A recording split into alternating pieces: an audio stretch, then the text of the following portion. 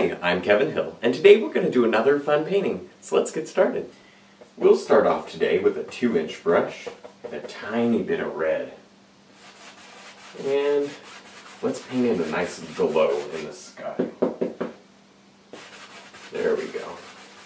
Let's have it blend up and get lighter as it comes out. While we have that color on the brush, let's add some water right here. I'm pulling in from the sides. With a clean 2-inch brush, we can very lightly blend out this whole sky. Now I'm trying to destroy anything that looks too hard. Make it very soft. Now with some dark brown on the knife, we can add in a small mountain up here. I don't want a very big mountain today. There we go. Just drop it right in. And maybe it has a bump right there. With a 2-inch brush, we can blend this mountain out. Just grabbing it at the top, and I'm making it nice and soft at the bottom. There we go.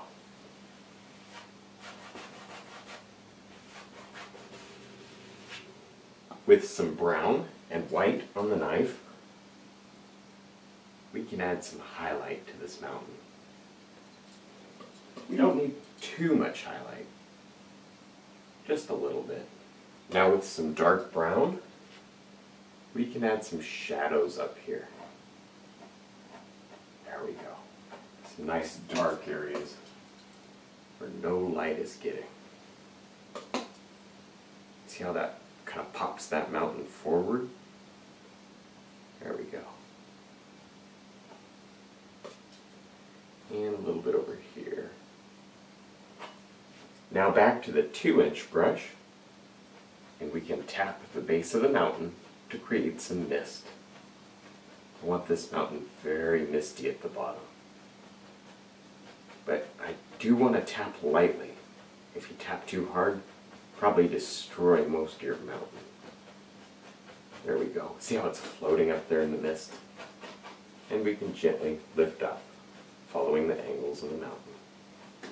Now back to the dark brown, and we can add in another mountain right here. This one comes right in front of the other one. Helps to push the other one back. There we go. And see that mist in between kind of separates the mountains. Now back to the 2-inch brush, and we can blend this mountain out. Make it look very soft.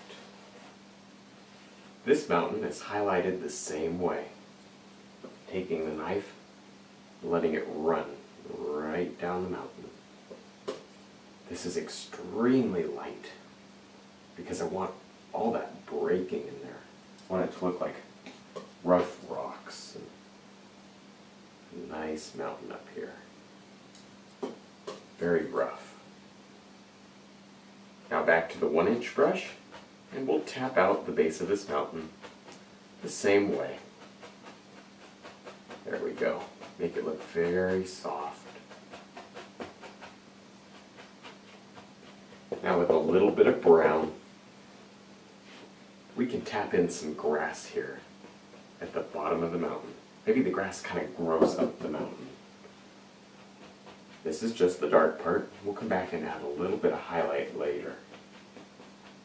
Keep this grass soft, kind of light. Don't let it get too dark yet. There we go. Now with the 2-inch brush, we can highlight this grass. Not too much highlight. This is very far away. Kind of let it work up the mountain. And I'm going to hit some green. Kind of change up the colors as you go so it's not all the same. There we go. Just let a little bit of that grow right up the side of the mountain. When your distant grass is done, then you can take a brush and pull straight down to get some reflections in the water. Just pull it straight down. And then turn the brush and go lightly across. Back to the knife, and we can add in a little bit of dark color right under this grass. Kind of lifts it up off the water a little. There we go. And also, we can add a highlight to the water, just like that. With a 1-inch brush and some brown and green, we can make a little bit of land right here. Just tap it in. Tap it right in. And this is just the dark part.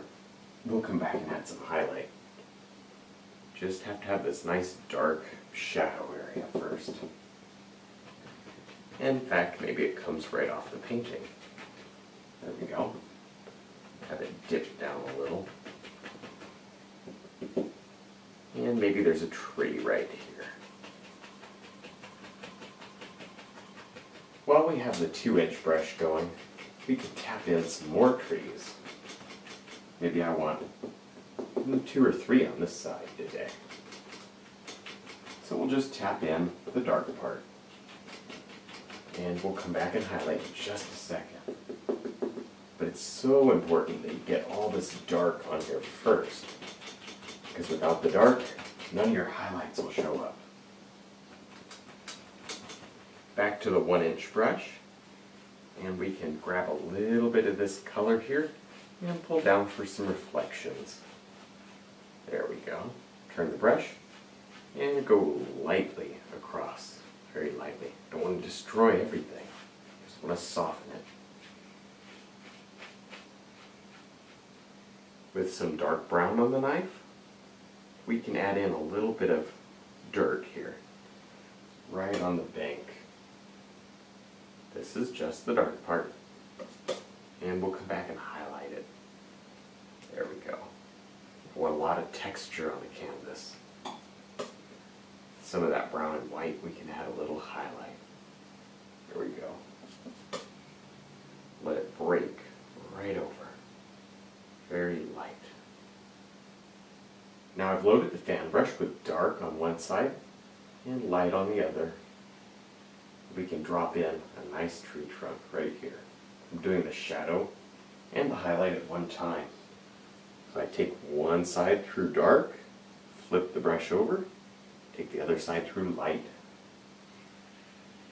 Then we pull down. You get them both in one little stroke. With a 1-inch brush and some yellow and green, we can tap on some highlight to these trees. We don't need a ton because we want to save most of the dark. That's what gives your tree character and dimension and shape, is leaving all that dark, all the nice dark shadow areas in your tree. Makes it pop right off the canvas.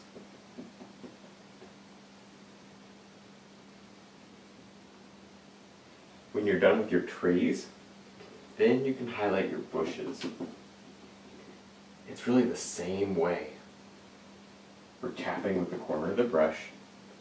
We're leaving a lot of the dark. We want to leave most of the dark in the bushes. Kind of cover up that tree a little bit right there. If you don't leave the dark in your bushes, then they're all going to look very flat. It's all this dark shadow in here that really separates each bush. So make sure you save all that dark.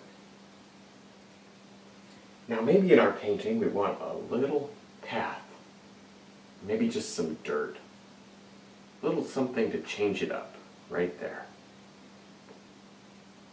Just like that. And grab a little bit of brown and white. And we can add some highlight by gently letting that knife run right across. Alright, well I think we're done. I had a lot of fun, I hope you did too. Don't forget to check out my DVDs and also my website. I'll put those links below. And thanks for watching.